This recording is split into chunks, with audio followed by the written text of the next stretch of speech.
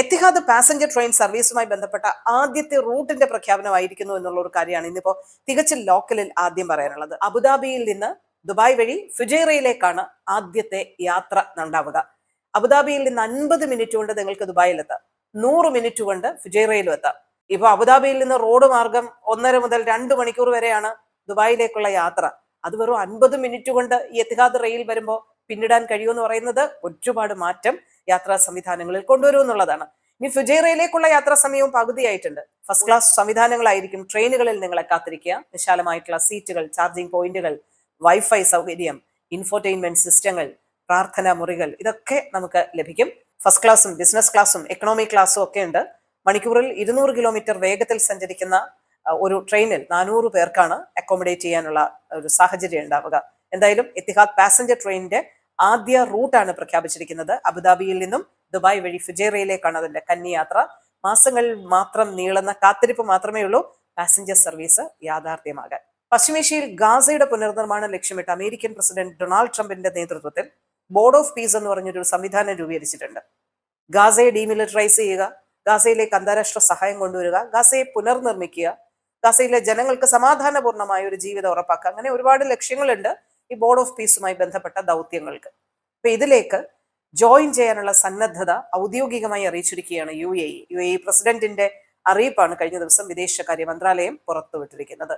റീമൽ ഹാഷ്മി അന്താരാഷ്ട്ര സഹകരണവും ബന്ധപ്പെട്ട സഹമന്ത്രിയാണ്. അദ്ദേഹത്തെ ഗാസ എക്സിക്യൂട്ടീവ് ബോർഡിലേക്ക് നിയമിച്ചതിന് പിന്നാലെയാണ് പ്രസിഡന്റ് ഈ സമിതിയിൽ ജോയിൻ ചെയ്യാൻ, ഈ സമിതിയിൽ ജോയിൻ ചെയ്യാനുള്ള ഔദ്യോഗിക സന്നദ്ധത UAE അറിയിച്ചിരിക്കുന്നത്. അമേരിക്കയാണ് ഈ സമിതിക്ക് നേതൃത്വം നൽകുന്നത്.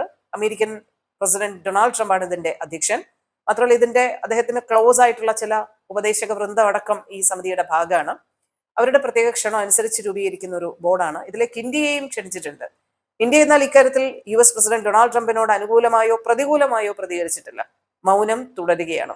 പ്രൈം മിനിസ്റ്റർ നരേന്ദ്രമോദി വ്യക്തിപരമായി നേരിട്ട് ഈ യോഗത്തിലേക്ക് ഉണ്ടാവില്ല എന്നുള്ള റിപ്പോർട്ടുകൾക്കിടയിലാണ് കഴിഞ്ഞ ദിവസം UAE പ്രസിഡന്റിന്റെ ഹ്രസ്വ ഇന്ത്യ സന്ദർശനം നടന്നത്. അതിലൊരു പക്ഷേ ഇന്ത്യയുമായുള്ള ആത്മബന്ധത്തിന്റെ പേരിൽ ഇതിൽ പങ്കെടുക്കണമെന്ന് UAE പ്രസിഡന്റ് അഭ്യർത്ഥിച്ചിരിക്കാം എന്ന് സൂചിപ്പിക്കുന്ന റിപ്പോർട്ടുകളൊക്കെ വരുന്നുണ്ട്. എന്തായാലും ഇന്ത്യയുടെ ഡിസിഷനും ഇനി നമ്മൾ ആകാംക്ഷയോടെ കാത്തിരിക്കുകയാണ്. പിടിച്ചു നിർത്താനാവാത്ത ഉയരത്തിലേക്ക് സ്വർണ്ണവില ഇന്ന് വീണ്ടും കുതിച്ചു കയറിയ ദിവസമാണ്. ബുധനാഴ്ച UAE വിപണിയിൽ സ്വർണ്ണവില ഗ്രാമിന് 600 എന്നുള്ള റേഞ്ചിലേക്ക് അടുത്തിരിക്കുകയാണ്.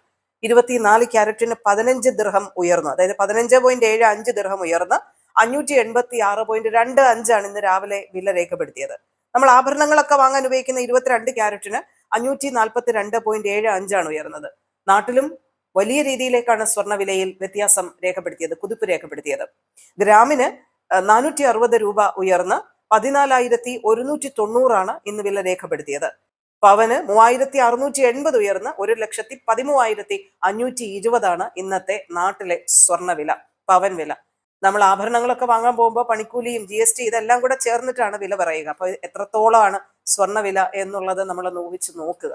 എന്തായാലും അന്താരാഷ്ട്ര രംഗത്ത് അമേരിക്കൻ പ്രസിഡന്റ് നടത്തുന്ന ഇടപെടൽ അടക്കമുള്ള രാഷ്ട്രീയ അനിശ്ചിതാവസ്ഥകളാണ് സ്വർണത്തിന് ഈ റെക്കോർഡ് കുതിപ്പിലേക്ക് വഴിവെക്കുന്നത്. ഇപ്പൊ പുതിയ രാജ്യങ്ങൾക്ക് ടാരിഫ് കൂട്ടും എന്നുള്ള ട്രംപിന്റെ പ്രഖ്യാപനം അടക്കമാണ് സ്വർണ്ണവില പുതിയ ഉയരത്തിലേക്ക് പോകാൻ വഴിവെച്ചതെന്നാണ് നിലവിലെ കണക്കുകൂട്ടലുകൾ. അപ്പൊ ഇത് ഉയരാനുള്ള സാധ്യതയാണ്. മൊത്തത്തിൽ ഒരു അനിശ്ചിതാവസ്ഥ നിലനിൽക്കുന്നുണ്ടല്ലോ, അപ്പൊ അത് സ്വർണത്തിലും പ്രതിഫലിക്കും. സുരക്ഷിത നിക്ഷേപം എന്നുള്ള രീതിയിൽ ആളുകൾ സ്വർണത്തെ കൂടുതൽ റിസോർട്ട് ചെയ്യാൻ തുടങ്ങുന്നു. അതൊക്കെ വില വർധനയ്ക്ക് കാരണമാകും. റെക്കോർഡ് സ്വർണ്ണ വിലയിലേക്കാണ് കാര്യങ്ങൾ ഇന്ന് എത്തിയിരിക്കുന്നത്.